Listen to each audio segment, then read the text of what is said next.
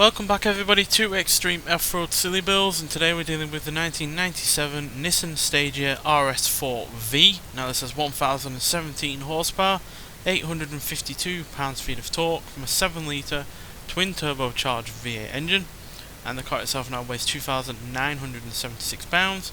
Still has its all-wheel drive system, but it now has off-road tyres and off-road suspension, and it can now do 0 to 60 in 3.72 seconds, 0 to 106.515 seconds, and go to a top speed of 218 miles an hour.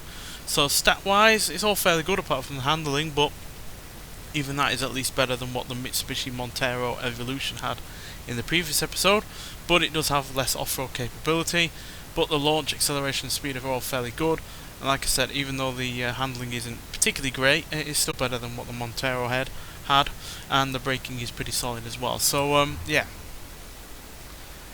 it's in terms of the off-road aspects, it's gonna struggle perhaps in that regard.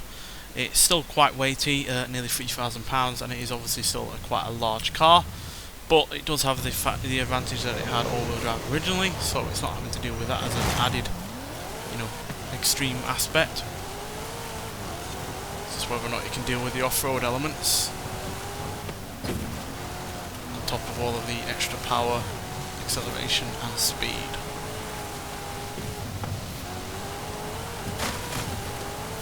But as proven in plenty of times, the Montero, being a car built for going off-road, was not particularly quick on this series. So yeah, logic dictates that this will be better just because it's not an off-road vehicle. But we have had some quick off-roaders, but the top 10 I believe is completely dominated by cars that you would not associate with going off-road. Still, getting to a good rate of speed down there, 173 miles an hour I think it was.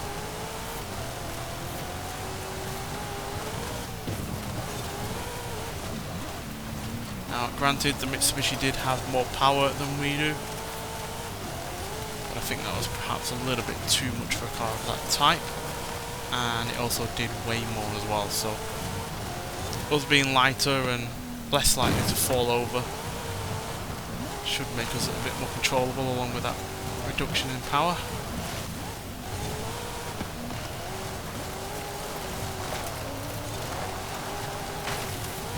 Yeah, definitely feel a lot nippier and a lot more agile. The steering is also far more communicative than the Mitsubishi was.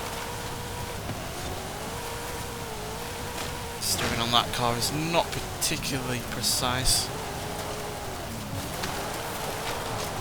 Oh dear. Well, that's our first mess up on a video on this series for a while. Gonna have to use a couple of our rewinds, so we've only got one left. Yes, that is still a rule on this series, just to prevent us from constantly rewinding and trying to correct every single tiny mistake.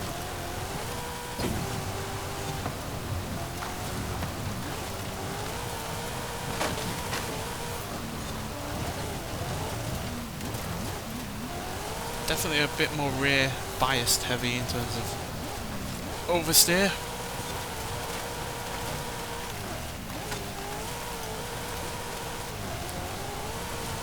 Again, it does have a perhaps a different weight balance than before due to the much larger engine up front. More cubic capacity, 2 extra cylinders, and an extra turbo up front.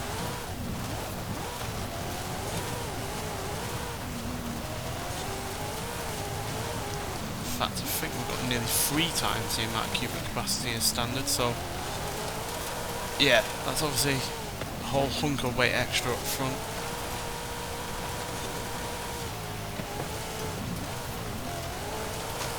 While the rear has only really gained weight in terms of the wider rear tyres.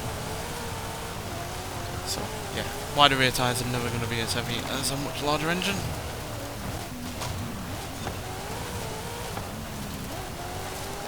A little bit hairy down that bit.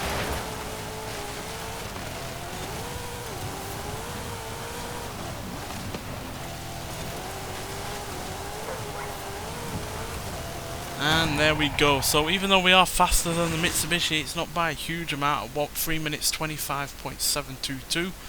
The Mitsubishi managed 3 minutes 26.122, so we're only 0.4 of a second quicker than that car, and considering all of the advantages this has over that, that is a surprise. But I do believe it was because this car did get a little bit, you know, squirrely during some of the off-road elements, and yeah, that also means we're far slower than the fastest Nissan that we've had on this car on this series so far, which has been the Nissan Z, which is still in 26th place with 3 minutes 14.553 seconds being its fastest time. The GTR Nismo is also quicker than us, as well as the 2003 Fairlady Z, as well as the Safari Z 370Z, and the Nissan Sentra Nismo, with only the pickup Rally Raid being slower than we are. Again, another off-road vehicle, which again just shows how off-road vehicles on this series do not tend to do particularly well. But still, we are quicker than the Sierra Cars 700R, a Kia EV6 GT, a Hyundai Envision 74, a Ford Bronco Raptor, Subaru Legacy RS, Polaris Razor Pro XP, and a Hennessy Velociraptor 6x6. So quicker than some off-road vehicles there, but also slower than some other off-road vehicles, while also the only 6th out of 7th in terms of Nissan vehicles on this series so far. So yeah, not particularly quick in that regard, but overall a reasonably fun vehicle, really rather quick in a straight line, but a little bit of a handful at times, especially in terms of oversteer and in terms of dealing with the off-road elements. But still, decent enough car, and at least it is faster than the Mitsubishi, even if not by a million miles. Nonetheless though, thank you for watching, and I'll see you in the next one. Bye.